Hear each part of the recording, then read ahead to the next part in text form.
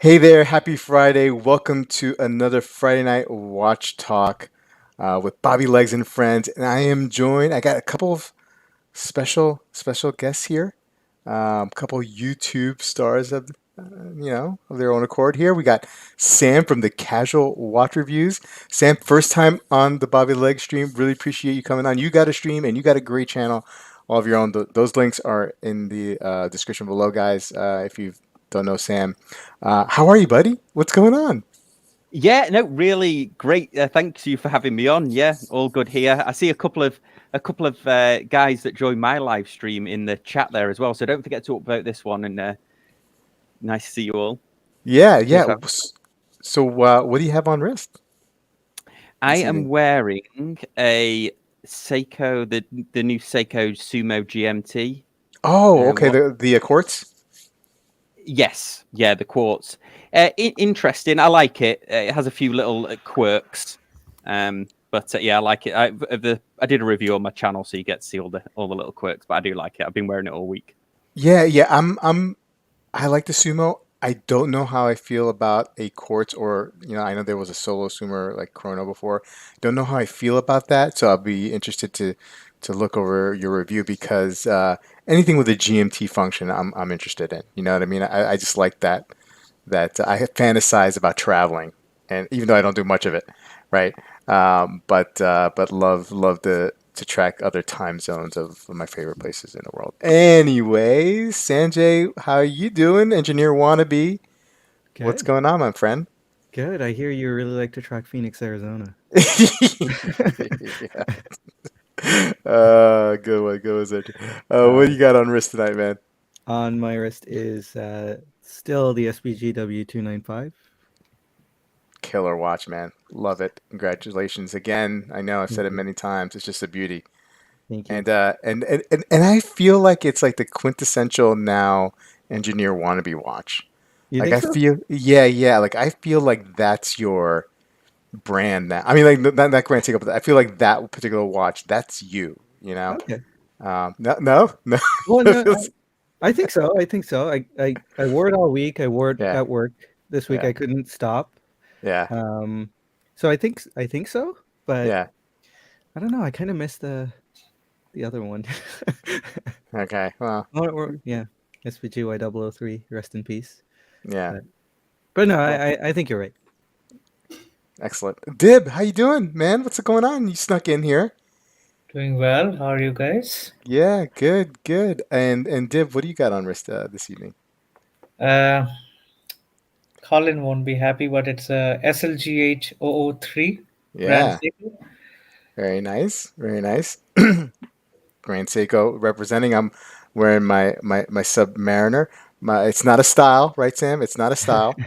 It's not Um, style. it's not a style, and that's a great point. And we're going to be talking about Sam's video and this evening, and the topic that has brought up, and kind of like in the last like week or two, at least in some of the groups that I'm participating in the watch community, it's been a hot topic. So let's say hello to the chat first before we jump into the topic tonight. And Joey B is here. He's watching Field of Dreams with his son. Okay, yeah, no, I get it. Bill K, what's going on? How you doing? Steve Time Hill is here. Wilson, what's up? How you doing? The intern, always in the chat. Never doing his work. Never doing work.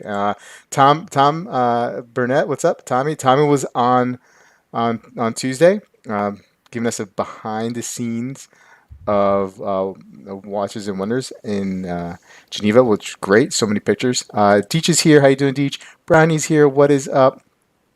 Watch Rolling, always a great time supporting Sam. Thank you, Watch Rolling, for stopping by tonight. Pretty appreciate it. Bruno is here. How you doing, Bruno? Uh, Pocket Watch Time is here. Did I hear? Uh, was that peppers and what? Ready popcorn? Okay. Spicy comedy, is it, or something? Oh, okay. Spicy Yeah, I'm not. drama. Yeah. I'm not really good with the emojis, but I'm getting there. I'm I'm a boomer. I'm a boomer. You know what I mean? I mean, it is what it is. Hey, Amin, how you doing? Thanks for joining us. One more. Oh man. Yeah, well, why not, man? Why Hey not? guys, Let's we got Sam on. We're gonna be talking about homages. We're gonna be talking about that tonight. I'm a Um, viewer of Sam's live stream. It's what was really, that? I'm a regular viewer of Sam's. Oh, Oh, cheers. It's a really so, good one. Yep, yep. Scott is here. How you doing, Scott? Wayben, good to see you. Ken Spear checking in from Pittsburgh. Bobby's here wearing his Longa Odysseus. Oh, very nice. Hey, all wearing his FXD. That's Colin. All right. Good to see you, Colin. And Maison's here. How you doing? Good to see you. Scrolling down, seeing BJ. What's going on? How you doing, BJ? Um, yes, so much. You're right, Colin. So much firepower tonight. Amin, before we get started, what do you have on wrist this evening? What are you wearing? Wearing a Breguet Classique. Ooh. Ooh. Ooh, very nice. All right, so we got some Grand Seikos, we got some Seikos, we got some Rolex, we got some watches here tonight. Okay, so um, as you guys, if you guys have watched on chat, if you watched Sunday night, Sanjay, Clayton, and I discussed Sam's video, and Amin, you and I had discussed a little bit about it last Friday. Sam had put out a video. If you guys haven't had a chance, please check it out. On was it 5 reasons you're lying to yourself about homage watches, and and Yeah. and Sam brought up a topic. Now, if you've been in this watch hobby, for any amount of time, for a year or two, or however long, you're fairly aware. You're aware of homage watches, right? And if you are participating with groups of people and getting to know people in this watch community, you certainly have had this kind of discussion. So this is not a new topic here we're talking about, but Sam's video I thought was very well put together, and he laid out some very good points. He helped define what an homage was, and it started from there, and then gave a little bit background on his collection. Sam, why now? Like, why when you made this video? Like, what brought you to this point where you felt like you had to make a video about this? Let's get to the why first. Yeah. So two things happened, which is why I wanted to do it. So the first one was I used to have a Facebook group, but I kind of wound it down, and then one of my admins set up his own Facebook group, and he had somebody on there who posted a picture of a Pagani Designs Milgauss on there, talking about how much he liked the Milgauss. So then I replied saying, "Well, but that isn't the Milgauss, is it?" And he's like, I actually like the design of this over the Milgauss," and I was amazed. So I questioned him a little bit. We had like a friendly discussion. So that was one thing that happened. And then the other thing that happened was there's this whole separate side of watched YouTube, which I'm not sure if some people go, that's like heavily drama focused. Like it's sort of like a perpetual machine of drama. Yeah. And I was thinking, wow, what is YouTube rewarding? Because if it's rewarding making watch content, making watch reviews and stuff like that, then there's some channels that do that really well, that do the watch YouTube channels. Your own channel, does really well. You're playing the game, you're making quality content, and you're regularly uploading. So if you're reading the top 10 commandments of YouTube, that's one of the things, isn't it? Regular upload, quality content, have engaging stuff in your chats. But a lot of the channels I'm noticing, they're putting a lot of effort into Miguel over at SoCal Watch Review, prime example of this, making just some top quality watch content, but his views, like he's not hitting the big time, he's not exponential. There's no exponential growth. So I was like, what is YouTube rewarding? Is it rewarding making true watch content, like enthusiast content, or is it something a little bit spicier? Is it Nico screaming about a rapper having a fake watch? Yeah. Is it that kind of, is it these self-perpetuating dramas that are actually encouraging people into the hobby, that's the first content they're seeing, and is that a good thing? So I thought, well, why don't I make a controversial video? And I've talked about that homage subject loads of times on my channel, and on live streams and things like that, and even on the podcast when we used to do it. So that was kind of the antithesis of a little experiment, but also this comment that spawned from this. I like the homage version of the Milgauss over the Milgauss. So that was a bit of a long-winded answer, but that was the genesis of why I made it. So no, that's I love that explanation. I often too, going back to what YouTube rewards, I wonder like what I can't figure it out, right? I mean, I seem to, I think YouTube also rewards anytime you talk about Rolex, anytime you talk about Seiko, drama, very much so. Anything that stop before you do this, you got to listen to this. You know what I mean? That's huge. That's huge on YouTube. And if you go and you follow some of these videos on people who give advice on how to create videos, like that's what they're preaching right now. And so, is there a space for quality reviews? I think there is. I think it just you have to catch lightning in a bottle at one time. Like so like certain people take off very very quickly, and some people don't. I don't know, but your video is interesting, and I think and I want to just thank Thomas for the super chat. Appreciate it. Happy Easter to all and the punters panel and the punters. What I find interesting has not to do necessarily with, well, it has something to do with what you said on the video, but the fact that after a day or two, because Amin like posted that video and sent me the video, and then like a day or two later, I went to go see it and it was gone, right? And it was gone for a couple of days. There too. Yeah, and so and then it came back on, and I'm like, it was gone, and I'm like, oh my god, I wanted to do Watch Soup on this, and like now I can't do Watch Soup on this, right? And then it came back again, and then there it was. So what happened there? Yeah, so it's great. It's a great point. So when I made the full it's up now. So if anybody wants to watch it, I think it's around the 12-minute mark. But originally, before I edited it down, there was 46 minutes worth of content that I had just a continuous stream of 40. I had my 5 points, but every single one I'd fleshed out with a full example. But as I was editing, I was like, that might have made it worse. It might have made, because every point I had like another example. For example, around the one about the Rolexes are too expensive and their marketing is BS, which was one of my points, which I countered. But I had an example of, here's a Casio F91W on this is a watch, and literally anything else on the scale beyond then is luxury or an expensive watch, because it's more, you're paying more than its actual utility, arguably. So yeah, so what had happened was I launched it, and basically what I thought would happen happened. It literally like hockey sticked. It went crazy. So it's at like 2,000 views now, but the first 1,200 views were literally within the space of the first 6 hours, and I was getting like inundated with comments, and most of the comments I was countering. There was a lot of support, so far more support than what. But then I started thinking, have I kind of flown a little bit too close to the sun here? Because there's this analogy that you hear about the band Warrant when they released that "She's My Cherry Pie" song. Apparently, the story that apparently they released it. They made it in 15 minutes because they had to have a single to go on the album.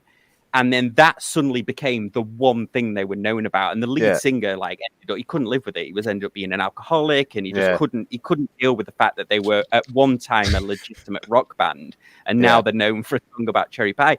So you have to be very careful about what you're known for, because one of my other videos, I mean, nearly 400,000 people know me as the guy who taught them how to change the link on an Invicta Pro Diver bracelet. So it's like one of my best performing videos, even though I don't even have an Invicta Pro Diver. So I was kind of like, oh, do I want to be known as? Am I flying a bit too? Do I want to be known as like this guy who's like a bit salty about homage watches? I was kind of proved the point in my head of, okay, well, this is what YouTube's really liking. Yeah. So I thought the ripoff industry took you Yeah. out, Sam. Oh, That yeah. was I my, know. my working theory.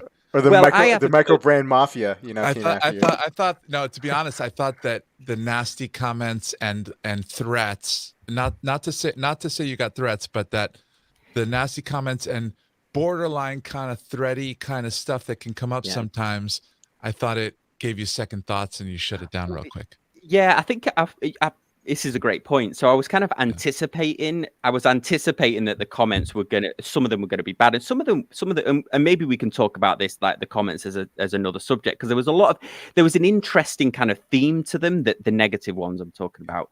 But yeah, you're right. I took it off, and then I have, probably similar to yourselves, I have a WhatsApp group with the trust, the people that are on my panel, but also people that have been following me for a very long time. Just some for the last 7 years, and I sort of asked them, like, hey, what do you guys think of this? Is this like me? Is this something you would watch? And they to be fair, there was a divided opinion, but most of them said, look, you've never hidden that this is what you think about homage watches. So, if you're being true to yourself, you should relaunch it. So that's why I ended up relaunching it. The first time I took it down, because I'd launched it just before I went to bed, and I'm like, oh, I'm going to be thinking about this all night. So I kind of nixed it, and then I ran it, and then I took it down one more time. But then they persuaded me. They persuaded me to put it back up, and it's been up ever since. So. Yeah. Can I say one thing about these comments, the negative ones? You were so clear, like, before you call me a snob, here's my watch collection, right? Okay. Which I thought was beautiful. And so then when you get the repetitive comment, oh, you're a snob, you're, blah, blah, blah.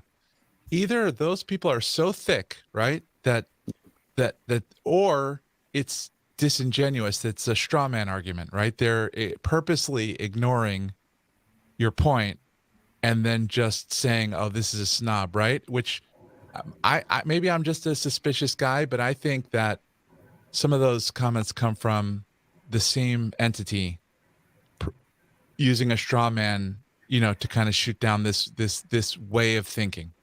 Yeah, I think you're spot on, actually, and a lot of them, you got the typical ones, which I thought was overdone with, whether like I'm unsubscribing from your channel. Right. So I replied back to a couple of them. One was saying what you were saying, which is really like, oh, this is typical like Rolex snobs and all this and blah blah blah homage. So I replied back to him saying, so you like to cosplay as these people that you despise?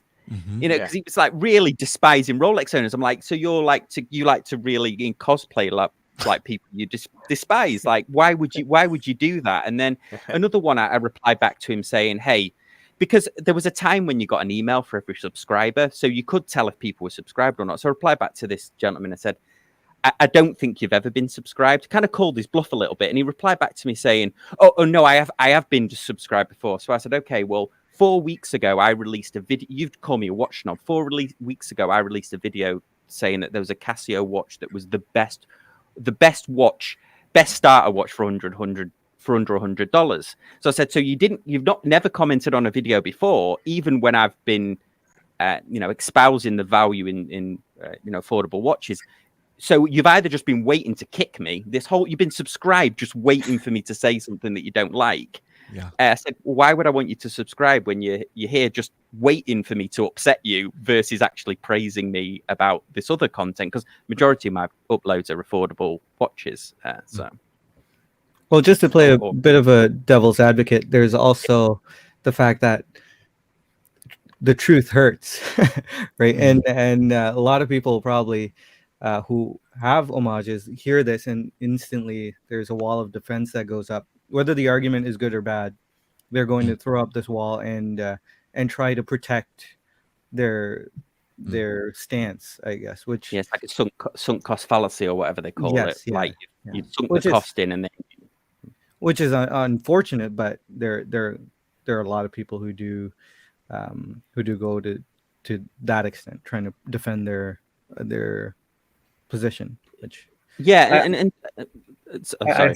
I think people want to see what they really want to see.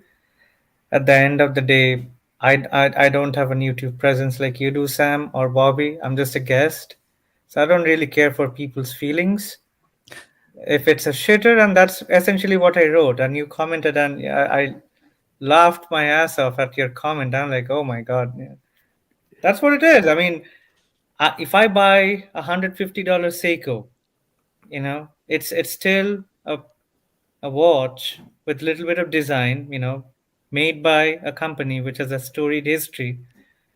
Nothing wrong with buying a homage watch or a copy watch if that's what you can afford, please. Like, I'm not saying, like, sell your kidney to get a Rolex, but accept it for what it is. Yeah. It's that easy. Like, once you accept what you have and what your collecting strategy is, that makes it so much better. Like, I buy Grand Seikos, you know. I knew you were going there. No, I know, because that's the only defense I have, right? I mean, I buy a lot of Seikos and Grand Seikos, so it's just like, as soon as you accept the fact that the brand loses a shit ton of money, they release too many watches, they don't really listen to their clients or their customers. You can sleep easily in the night. You have an Yeah, exit, and to right? be Don't fair, you?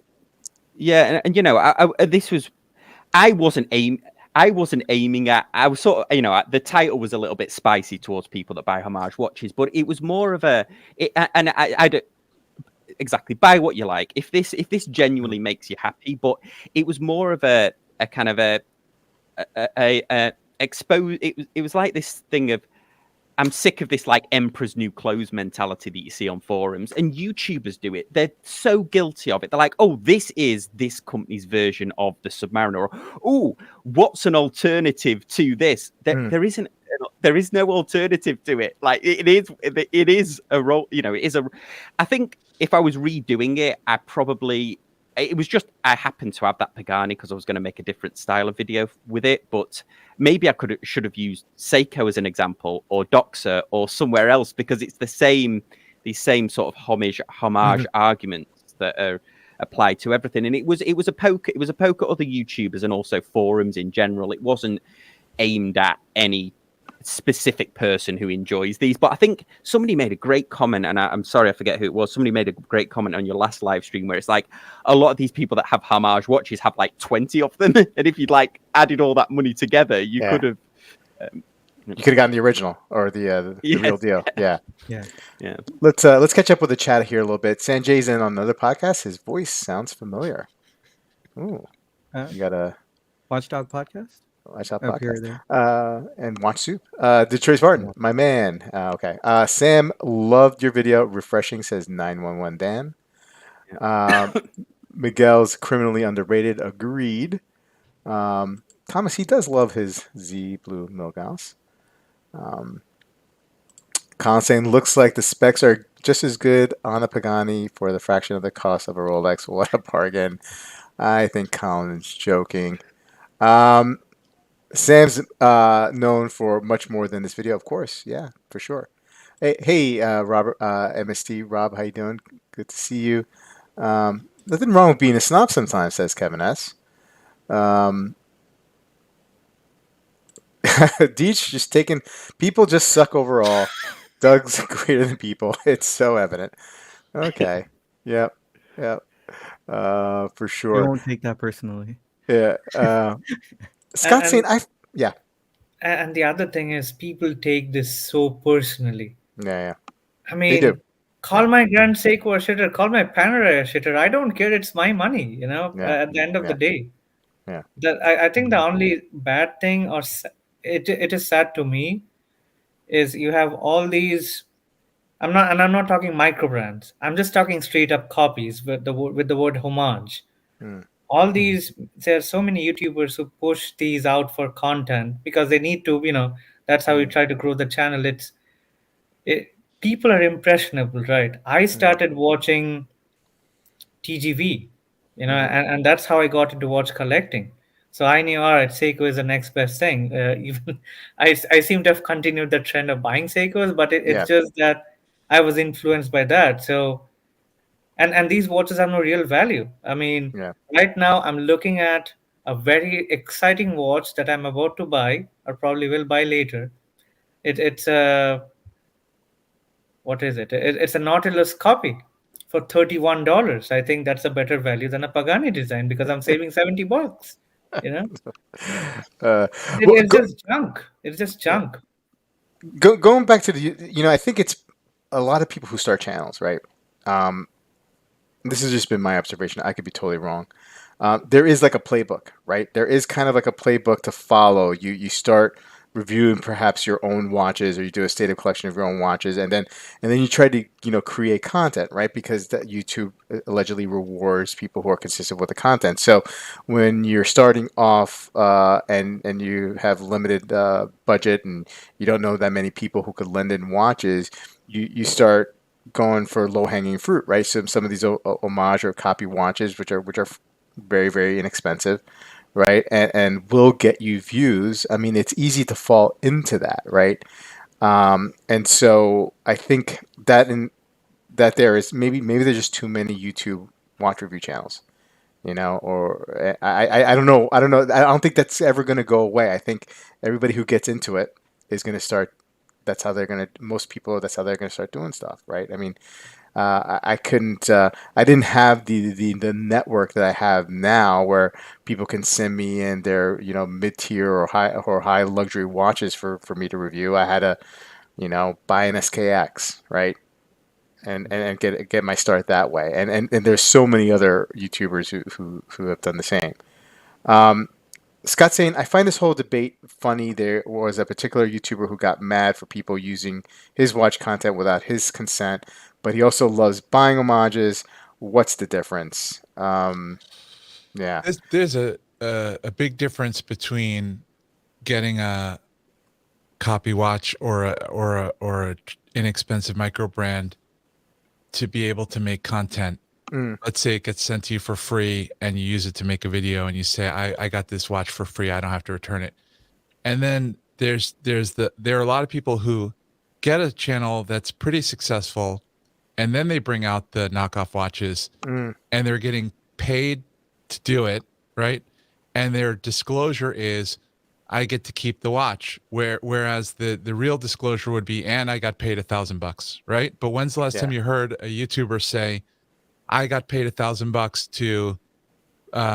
to tell you that this knockoff watch gives you 90% of the great stuff, for 2% of the price or whatever. So that's the part that I think is really, I thought kind of courageous on your part, Sam. Not that you called out other people, but just by bringing up this topic, I think there's this whole unstated thing where countless YouTubers are just not saying that they're getting paid to talk about these watches. Yeah, I actually totally agree with you, and I think I'm not sure. I mean, if it was you that made the comment on one of the other channels where it was, sorry, one of other Bobby's live streams where it was like that. I'd mentioned that I'd got approached a lot, so I looked on Instagram, and just over the last 2 weeks, there's like 20 individual message threads. Yeah. Thank you. Where multiple YouTubers are copied in. Yeah. Or the watches where they're basically a fake. They're just unbranded on the dial, and you only have to go on AliExpress to see that. And they're all asking, "Hey, I'll send you this, the commission, all of that." So you were spot on that comment. Yeah, I wish I could just filter those out somehow. I mean, I leave the group, I leave the group, I leave the group, and they just still keep on coming 10, 12, 13, 14, 15 messages a day. It's quite annoying. Amazon saying, I tend to shy away from vids that are titled sub alternatives for less than 3K. I was more interested in alternatives that take in higher horology options that are actually available to buy. Kevin S is saying, it is fine if you want to buy an homage, but don't expect any respect from watch enthusiasts. Just wear your shitter with pride. Hey, Big Wrist is almost at 1,000 subscribers. If you're not a subscriber, please subscribe. He's giving a big giveaway. He's almost there. Let's help him out. Yep, I bought a Timex Marlin for content, but did very well. But there's nothing wrong with that watch. I mean, that is a classic Timex, right? You know what I mean? It's its own thing, right? So it's a little bit different, Rob. But I mean, I've bought watches to do reviews, and the budget was very very small. I have 3 citizens now because of Amin. Haha, influencer. Okay. So let me put you on the spot here a little bit, Yep. Sam. Okay. When you mentioned in your video a couple of the big offenders like Steinhardt, right? With the copy or homage or copy. What about a brand like Squale, who has a history? They tout that, right? We made cases for Blancpain and Tag Heuer and whoever else, but and they do have certain watches in their catalog that I feel like it's their own style. But a lot of what they do is, man, it's really, really close to Submariners, right? And different Submariners in different times, and some GMTs. What do you think, like of a brand like Squale? Yeah, I mean, I've reviewed a couple of Squales on Squales on the channel, and in fact, the one watch I was ever disappointed with in real life was a Squale. But again, I got kind of caught up in the YouTube moment on that. Yeah. I think there is a difference because I also made a video on Invicta Pro Diver, and I think even though that looks more or less like a Submariner, the proportions are off. Do you know what I mean? The reason that I kind of focused on Pagani and San Martin and all of that is that these are so close. They're so close. I mean, I can't, in my mind, I can't imagine a reality where there's 2 factories next to each other. One's making fake watches and the other one's making homage watches. Do you know, like, and what? Because those cases are so hard to machine. There's not like endless companies that can machine cases. I mean, most of the luxury brands get the cases from one place, more or less. Right. So, I was more aiming at these ones that they're so close. I mean, they are really cheekily close. Whereas, I mean, Squale and the Invicta Pro Diver, and there's a few others that it's like a nod and a wink, isn't it? It's like a little bit of a which we're making this look like a cheeky little bit, but the proportions are off, and it's it's. But you're right. It's a fine line. I even said it at the start, like in my upload. I said this is a fine line, right? It is a fine line. Rob's saying here, look at Sanjay with a fancy glowing mic. It is kind of fancy, right? Is that like lit? Is that just or is that like a when it's muted, it goes off. Wow. Excellent. You're slacking, Bobby. Yeah, I know. I got Hans Wildork wearing my Rolex Explorer 2 homage to Tudor Black Bay Pro. Okay. Big Risk Steinhardt was his first serious diver. Justin saying Squale is already plural like moose. Okay. All right. Thanks, Justin. Y'all need glowing microphones like Sanjay, rookies. Okay. All right. Bobby, Watch Medicine saying, is Steinhardt releasing the puzzle day date or Bubbles watch? Asking for an Austrian friend. Scott saying, whichever brand got watch enthusiasts to call the basically replica homages. Homages are the most genius brand ever. These watch enthusiasts have taken watchmaking and turned it into a fast fashion. Interesting. Okay. Scott's previous point, when he was talking about copy watches and YouTubers with their videos being taken and slightly edited, I was thinking the copy watches are like the equivalent of a reaction video where all you see is the other guy eating popcorn and then shrugging at the end of the video, but the entirety of the other video is playing on the other side. So that's the only edit he did was stick his face in the corner. But that was a good point from Scott. Okay, Kevin S. You think Squale is a real brand? Okay, fair enough. Thanks, Kevin. Guys, anything else you guys want to ask Sam or comment on before we put this to rest on the Bobby Legs live stream and move on? I've got a question for the panel. For the panel as well. Go for it. I'll pause for if there's any. Yeah.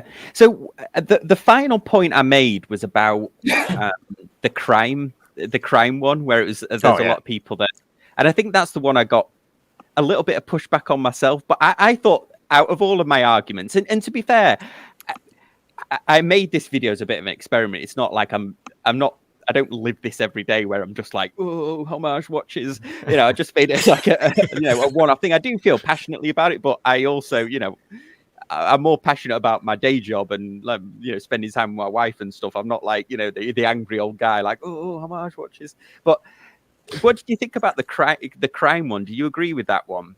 Where the premise was, hey, if you worried, because a lot of people say, oh well, I wear a homage watch because I don't want to get mugged, or if I do get mugged, it's only because this was another argument the gentleman made about when he said I like the Milgauss. He's like, well, I'm not, I wouldn't go into a city with it. I'm like, well, to me, it's the same thing. I think it's a fair point. I think it's something that I didn't really put too much thought into before, and then when you said it, I was like, huh, yeah. I mean that kind of makes sense. Like if I'm going to a shady part of town, and I know I'm not wearing my Rolex, I'm probably not going to wear a squally that looks like a Rolex because from a short distance, I mean, even from a short distance, it may somebody may confuse the two, right? Because you have that Rolex Submariner style appearance on it that at a quick glance, if somebody's like riding on a bike, right, and ready to snatch your watch, they may think that's that's a Submariner. So you're still opening yourself up for attack by wearing a watch that looks like the watch that you don't want somebody to steal from you. So I think it's a fair point. Anyone else? It's something I think about often actually, because I've heard at least Paul Thorpe, right? Thinking about all the ways he's been robbed, or that really the the big one where he was with his son or his son-in-law, and he just got attacked from behind with a baseball bat or cricket bat or whatever, right? And it wasn't like he had time to give that person his watch, whether he just got attacked, and that's usually what happens when you get mugged. You don't get the, hey, turn around slowly, I got a gun, or something like that, right? You don't get that. You get jumped, you get hurt first, and then you get to either give your watch or you don't remember any of it after that. So I think about that often. At the risk of getting a very angry Paul Thorpe reaction video, like, could a person really get mugged that often or beaten up that often? Yeah, I mean, he's got. He was funny because he is worried about. When I last time went to the UK, I met him in London, and he had no watch on. So we were doing, oh, what are you wearing? And I had a Christopher Ward on, and he's like, yeah, I don't. It's no watch. It's not worth to him. It's not worth the risk of wearing a watch out and about like that. Probably because he has. Yeah, because his store got robbed, didn't he, when he was in there? And then, yeah, you're right. He got. I mean, it knocked all of his teeth out and everything. So it was. He got quite a bad way. I think all I'll say is, if you're going to a shady part of town and you're not comfortable wearing a Rolex, wear a watch which you're okay losing with. I mean, I have a few very cheap Seikos, like $100-$150. So if But if you're somebody's wearing if you're wearing a G-Shock, and there's a huge distinction, even from a far, if the potential, or if the one who's intending to cause the crime sees you across the street, is like, oh, that guy's wearing a G-Shock, I'm not going to rob him. But if you're wearing a Pagani design, or a watch, Wish Do It, Richard Mille. I think I'm going to sum it up by my friend Kevin's comment. Where is it? How bad would you feel if you got beaten for a homage watch? Talking about adding insult to injury. Yeah, that should tell you what I think about it. Yeah. So like if I look, I'm not even wearing a Seiko if I go to a bad part of town. First of all, I'm not going to a bad part of town. But if I have to go to a bad part of town, right? I'm wearing a I'm wearing a square. I'm wearing like a $40 G-Shock square. You know what I mean? Like I'm wearing sweatpants. I'm wearing what I wear every day, actually, at home.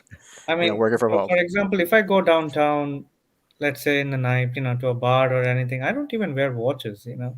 Yeah. It's just, is it worth it flaunting your expensive watch, whatever it is, at the risk of you getting mugged or getting beaten up or getting beaten up multiple times, teeth got out, the whole drama. Sam, Dib is the guy who puts all his Rolexes around his steering wheel of his car and takes a picture. So I don't just have a say- single Rolex right now. I had one and I sold it. So Well, that's the other thing to this, isn't it? Because there is a large. I think there is quite a number of people. Because I made a Rolex. I made a video on my Datejust, and I basically put in the title something like "How I Bought the Hottest Rolex Datejust," and half of the people watch it just to comment that, oh no, that isn't the hottest. Like it doesn't have the. And I think there's this mentality where I think there's certain people that watch YouTube that they want to know that people who own Rolexes are either assholes, or they got the money through nefarious means to buy one. What's this guy's story? Like, how come he's got a Rolex or whatever? So I think that's why when TGV, unfortunately, sorry, not TGV, TPG, the Timepiece Gentleman got a lot of those people watching his, didn't he? Because they're like, how's he got all these nice watches? Type of thing. Thomas. Sorry. No, sorry. No, go ahead. I was just going to read the comments. I was going to say, there is one thing that I need to explore a little bit more that I made in that video, and it's the link between Blancpain and the Submariner, even though my point still stands that they don't look the same. But a good friend of mine watched Chris, who actually owns the 50 Fathoms. He's like, well, there's actually some documentation that the designers were on a boat trip or something together, the person who designed the Submariner. So I might need to delve into that one a little bit more. But I think the point still stands that they don't actually look anything alike. But anyway. Yeah, and further, the further point that you made, that if they decided that it takes time to develop anyway the design and go and actually create the watch, right? Like, it's not like I just see the watch and then like 2 days later, boom, here's our version of it. You know what I mean? Like Pagani. Yeah, right, like Pagani, basically, yeah. Thomas is saying, is it wrong for someone to buy an homage watch to try it out and see if they want to buy the real deal before they spend lots of money? Sam, this is Napster argument. This is the Napster. Remember from the Napster argument from back in the day? Oh, I'm just going to download this album to see if I like it and I want to buy the real thing. Yeah. This is a good point, I suppose, because the cases are very, very similar. So I guess you could. I disagree, actually. Because the Napster thing was actually illegal, and an homage watch or a copy watch is not quite illegal. So I think if your conscience is okay, I think it's okay to go with an homage watch if you really wanted to go that route, instead of visiting an ED and trying it on the watch. If that's not feasible, if you're 300 kilometers from an ED, then and you want to blow $60, $70, $80 on an homage watch, it's not illegal. So I think it's okay if you're okay. I think Sam's point, though, about drawing the line, so going back to Sub and 50 Fathoms, they're certainly not copies of each other, no matter how similar you think that they are. And when you were talking about Squale being okay, Sam, because it's not a direct copy, and then your point about how the watches you're talking about look like replicas, fakes, except the name is changed, right? And so I think that if we talk about that being the definite, that's the case that we're talking about, right? Watches that are ripoffs, complete ripoffs, right? Then I just think you can do better, whether it's right or wrong or illegal or illegal. I feel like you can always do better. If you don't want to do better, I personally am uncomfortable with the idea that a company just changes the name from their fake one to something else, and that it's not illegal, so it's okay. I mean, I completely agree with you, Yeah. Amin, but I was thinking along the lines of like it would become more subjective because it's not objectively illegal. Yeah. I think it starts to shift. I'm with you 100%, and I agree the person can do better. Yeah. And there's so much that you can choose from. Yeah. Why bring yourself down to a replica, like a copy? But because it's not objectively illegal, it becomes a subjective thing. Yeah.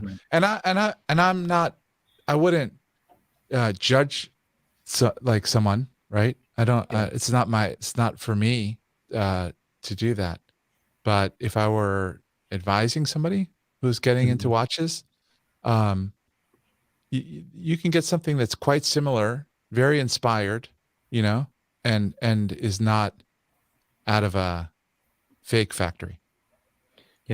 Yeah, and that Pagani design, it wasn't cheap. It cost me like $120 off Amazon. So it wasn't like it was a $20 or something. So you're spot on, and there's a lot of watches in that price range that got unique designs. Clearly, oh, Bobby's gone. Clearly, you haven't searched for better watches on AliExpress. I found the best brand ever. It's called Polarize. $31. I'm getting a homage to the Tiffany Nautilus. I mean, and I think, in all seriousness, though, moving away from that shit of a watch, I mean, um, when you're trying to explore the 50 fathoms versus the Submariner debate, like because obviously the Blancpain came first, but one thing to keep in mind is they did not start trying to make production models the first time. I mean, everybody was competing with each other to create the first dive watch. Blancpain just crossed the line first. So hey, there's the host. Hey, sorry about that. I lost internet connection for about a minute there. My apologies. So what are you guys talking about? When you look at those early 50 fathom and sub, like, people throw up the two pictures, one where the sub has the dots and dashes and the 50 fathoms has the numerals, right? But then they both did the other kind, right? Both companies did the other kind, and it all happened so fast within like a year or two. There are these examples of 50 fathoms with the dots, and so it's really tough to piece together. I don't know if there's any authoritative way to see how much they borrowed from each other, but they weren't straight copies, right? Nobody tried to just make the exact same watch with the other name. Yeah. Ross is asking about this genius watch, Rob. Oh, no, excuse me, not. Oh, Wow. No. You need Half this. waffle and half. That's terrible. I think I found a better copy. Okay, so let's go ahead, Deb. You found something? Let me just catch up with the chat. Not a copy. It's just that honestly, I mean, if I see somebody wearing a tactical frog on any group, it's a direct rip-off, right? But I don't comment. I don't say I don't put up a snarky comment till the time I see somebody saying it's better than the actual thing. Yeah. That's when all hell is, all right, I'm sorry, man. I'm gonna hurt you. the gloves are off. That's how I am. Like, for example, Christopher Ward, Sam. That's how I discovered your channel. You had a interview with Mike France, and Christopher Ward started their career, their Ward journey, by being almost complete homages. Almost, I mean, it's like like without like few differences, they were exact copies of a sub. Like if you go back all the way to like early 2000s, especially for the divers. But now they have their own case design, the light catcher case, like there's gonna be design inspirations coming in, but it's not a total copy. So they're definitely that the brand has progressed. It took lessons like, all right, this is what we're doing wrong, or this is what the crowd wants, and we are making our own thing. Whereas a brand like Steinert, the prices are very comparable, right? They're just copying. They're just straight up copying. Yeah. So it works. People buy the watch. It's decent quality. I mean, as long as somebody doesn't shove it in my face, I'm like, all right, you do what you have to do. Yeah, and I'm totally the same as well. I don't. One of the reasons I left the Urban Gentry. I mean, first of all, I was on there because I hadn't actually ever been kicked out of it. I was one of the few people, and it wasn't, And I actually chat to TGV a bit on the old Instagram. He's a really nice guy, but I'd left that group because that was the thing, wasn't it? It was people that were getting very offensive over, especially Steinhardt owners. It was almost like a reverse snobbery, wasn't it? It was like, well, I bought this, and then everybody's got to tell me how amazing it is. Otherwise, I'm going to get really salty about it. But the fact that, if anybody dares to say that this looks like a Rolex, I'm going to call them a snob, basically.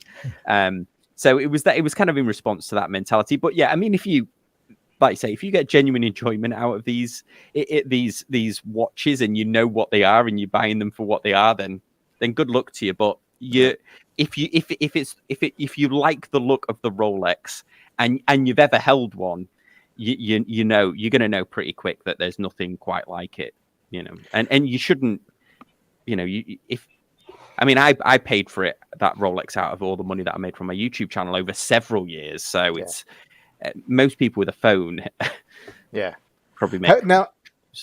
Are we overreacting here? Are we like, is this too much? Are we over getting dramatic here? I mean, Weiben's saying these designs, they could take out a watch patent for these designs, protect their design for 15 years, and after that, all bets are off. Everything is fair game. I mean, what do you think about that statement? I think so I'm not an expert in the law, but this may be a legal argument he's making. But I think legality is different than what's right or wrong. And I don't think it's right to completely copy somebody's stuff. I think it's perfectly perfectly okay to copy it, but don't tell me to shut up about not shitting on it. So, if they want to copy it, go ahead. Like all these copies coming out of China, all good. But don't stop me from saying that it's a shitter, or it's a shit bag, or it's a poop watch, or whatever other varieties that I can find. So please stop that. Design, all good, protected, all good. It's done, fair game. It's also fair game for me to call it a shitter. You missed out on crap, saying crap. Yeah. Okay. Yeah, and I've invited somebody who does, there's like LawTube, isn't there? The whole YouTube community that are lawyers that make content, and they one of them that's quite a famous one of the law YouTubers. I've invited him on because I noticed that he was covering the Johnny Depp trial live, and I noticed he had a NATO on, and straight away when you see the NATO that person's into watches. So I actually messaged him and said, hey, would you talk about, because you're right, it's not. Nobody's getting sued for the case, are they? People are getting sued if they use the Rolex name, or that unfortunate company that's making clocks for schools that called them the Clocks Oyster that's getting sued by Rolex. And of course, any of the patents that they have around the actual functional technology of the watch, that Rolex has got something like 2,000 patents on, that they're getting sued. But you're right, the actual, if you're designing a case that's almost identical, then, but it's just to Amin's point there, yeah. Just because you can, should you, type of things. Big Risk saying homage watches taught me how much I hate Mercedes hands. Kevin S saying, I just don't know what a Submariner is like. I need to try a Pagani design first. Watch rolling a Phoibos homage taught me I don't want a Submariner. If you wear an homage, your life is an homage. Ooh, Justin getting deep there. It's sometimes financially more responsible, Robert H. says, to go with a homage, maybe even oftentimes more. But this is the argument. There is a lot of affordable watches. I mean, I gave several examples in the upload. There is like affordable watches that have unique design. It's a Boulder watches, classic example of this. Not a single one of their watches is a homage to anything. Completely unique, not completely, but they are very unique looking. Citizen makes some great unique watches. Their ProMaster diver that's iconic. Mm-hmm. Seiko, whole bunch. You're forgetting that it doesn't look like a Saab or an Omega. End of discussion. Yeah, it's true. Can I take this Collins post here? I'm curious to direct it at me. Can you where is that one? It's towards the end. Towards the end. Amin, I am curious how you are able to like clear homages to Breguet watches. I'm sorry, am I reading this wrong? I am curious how. It's saying I give a pass to watches that are clear homages to Breguet watches if they have hand guilloche. I don't think this is true. I mean, not in the sense that Sam's talking about, right? So if there was a watch that copied a Breguet watch, copied the case, copied the coin edge, copy the straight lugs, copy the dial, I I haven't seen a watch like that and said, "Oh, great job." You know, a lot of watches are inspired, just like Sam in the beginning of his video put up Christopher Ward that has some clear inspiration from an Explorer 2. He put up another one that had a clear inspiration from JLC.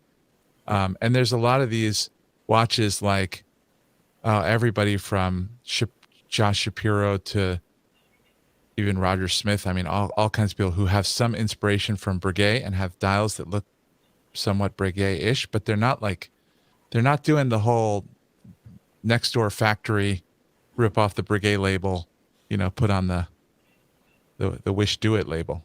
So that's my answer. Watch designs aren't patented is a larger issue. Just like prescription drugs, you can copy legally after years, but agreed, still a copy. Yeah, but you're talking about something which saves lives versus something which makes your life sadder. Sorry, We've been still fighting it. life-saving medicines versus shit is from a Chinese company. Yeah. All right, we'll do the comparison. And patents have a finite term because after the inventor designer has a chance to make money on their monopoly, the rest of the world gets to use and expand on their invention.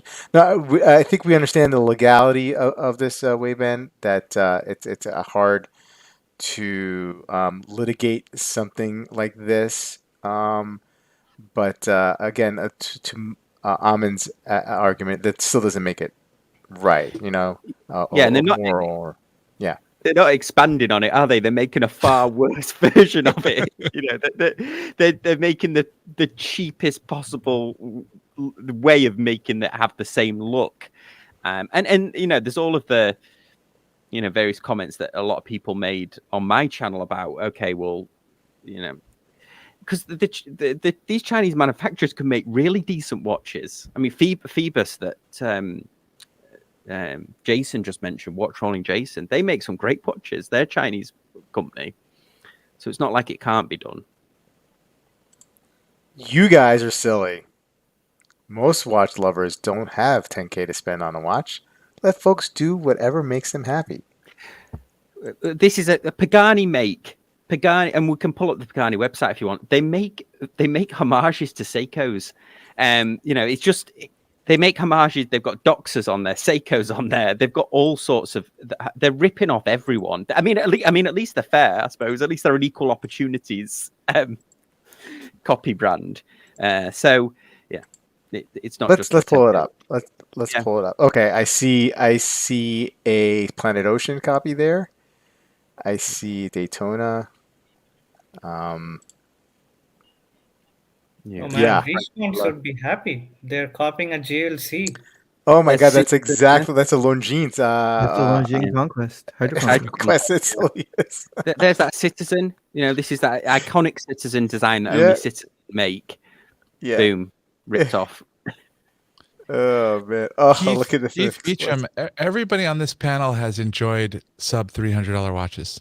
So this idea that you have to have 10K to spend on a watch is that we're implying that somehow is a total straw man argument. Yeah. I mean, this watch is like $450, and I've got plenty more that are that. I mean, You're Terrific released a watch about the fully lumed dial Citizen diver, Amin, that you have and Deech have. Yeah. And I started looking at it, like if I can find a good deal, like something less than $300, you can get equal amounts of and that's a very, let's just say it's a polarizing design, but it's a unique design. So why won't you celebrate a unique design from Seiko or Citizen or any of the new micro brands that's trying to make a difference instead of buying these copies? That's my whole point. I don't, even I shit on micro brands too, but at least they're doing something, which differentiates them from somebody else, even though their design is very inspired by definitely a product which already exists in the market. Scott Tarlow, all caps.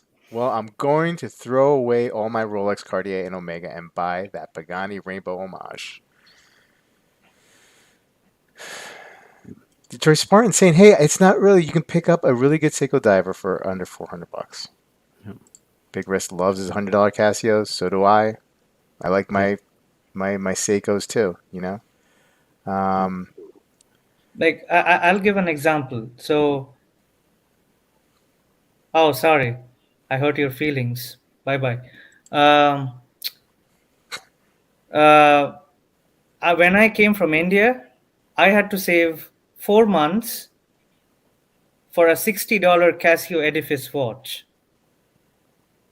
and I had the option to buy any copies. I did not buy it. Yeah. Was that watch inspired by a standard chronograph with a value movement? Yes, but it had its own design language. Yeah, this is a I had to save 4 months, 4 months of tuition money, and then I bought it, and that's the watch I wore like for 5 years. Yeah, I wore an Edifice when I emigrated to the US. The only watch I wore an Edifice on that pilgrimage or whatever. But this is a great point about don't come on in because buying these homage watches, you're not enthusiastic about watches. You're not like an enthusiastic watch collector. I don't think you don't love the art. This is why I made the Rolex marketing thing where everyone's, oh, Rolex is all crap. I'm like, yeah, but they lived up to those. They might not, now it's the marketing that they released, they do live up to. They did do those things. Do you know what I mean? It's not made up, and all you're doing is just trading off what somebody else has done and made a worse version of it. So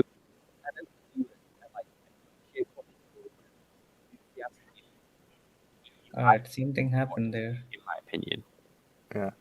We lost you a little bit there at the end, Sam, but I think we got what you're trying to say. Colin, by what you like, don't come to my enthusiast groups and lecture me about how I'm a snob because I won't buy those copies. Well, the chat is getting saucy right now. It is getting intense, Sam. This is what you bring. This is what you bring. You got something here. But just to answer Keith a little bit from my perspective, I come from the perspective of advocating that the person who might be enthusiastic about a sub, but thinks they could never afford it. I'm advocating for the fact that they can do better. They just ask people, look around. Don't say you'll never be able to afford it. I mean, maybe that is true, but there's so many options, and I think if because it's a morally gray area, I think the right thing to do would be to err on the side of caution, and not go after something that's a knockoff, right? Like there are a few Seikos that I really love that turned out to take heavy inspiration from another brand, and I can't, in good conscience, own that watch.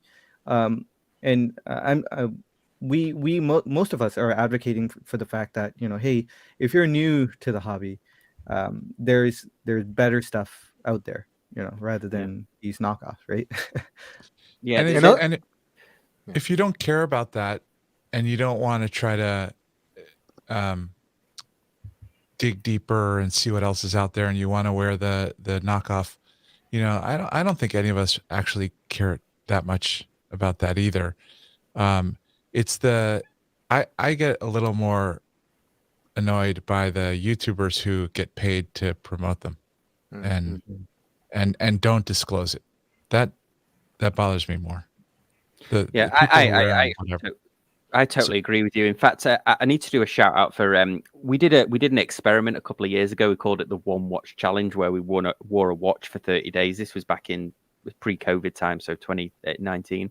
And Justin, who's on our Facebook on my chat group, he actually has 2 Rolexes. He's a groundsman at a golf course, head groundsman there, and he actually wears his Rolexes. He's got his Instagram's amazing because he's got like an Explorer covered in like leaves and bits of turf and stuff. Like, he really wears them, and he wore a Pagani for 30 days, a Pagani GMT. the end of the 30 days, we've got a great photo. I used it for the thumbnail. He was using safety pins to reattach the links. The thing felt a bit lost, like 30 seconds. It was using like 30 seconds a day after like so many days. So they're not, these aren't like alternatives to it. I mean, that might have been a one-off, who knows? But I think that it's probably perhaps more common. There is better watches, and like Sanjay was saying, you can work up to these things. I never thought I would be able to own a Rolex. I came to the US with like enough money to buy a car and have like 2 months of rent, and so I wasn't, I didn't come off the boat like Rolex money, like, hey, give me a Rolex. But it took you can build up to it, and you can buy watches and sell them and trade them. And I started a YouTube channel where you sometimes get sent watches, or you earn an ad revenue. So that's how and I actually spoke about it on the podcast. The year that I bought the Rolex was, I said on the podcast, I won't put any money out of my own, like my day job's wage, into buying for it. I'm going to see if I can pay for it from money from the podcast and YouTube channel, and buying and selling the watches that I already had. And that's how I did it. So, yeah. Well, Sam, it's been great having you on, man. And I think this discussion, no matter how many times we've discussed it before, still has legs. This topic still means a lot to a lot of people on either way, how you feel about it, ethics, legality, and whatnot.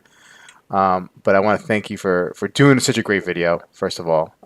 You can anybody could do this video, but you nailed it. And it was a good watch. And yeah, again, appreciate it very much so.